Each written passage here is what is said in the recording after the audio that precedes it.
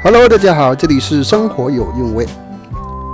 电冰箱使用久了会越来越耗电，而且制冷效果也大不如从前。很多人都不知道是什么原因造成的。今天小编就教大家一招，只需一个手机就能找出原因，并且小编还会教大家如何解决冰箱耗电的问题。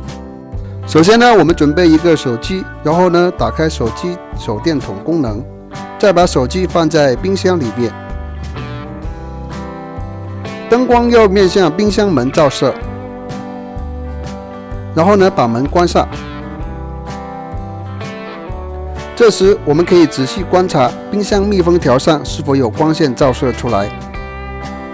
有光线说明冰箱密封性不好，这样会漏冷气。漏冷气，冰箱自然就会更耗电，制冷效果也不好。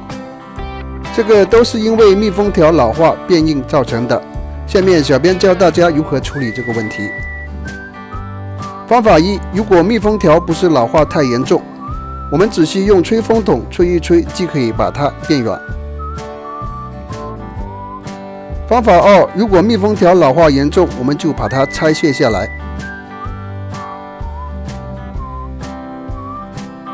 然后用开水浸泡10分钟。10分钟后，密封条就会变得非常柔软了。我们把密封条装好后，再继续测试一下。如果没有光线照射出来，说明密封条的密封效果已经恢复。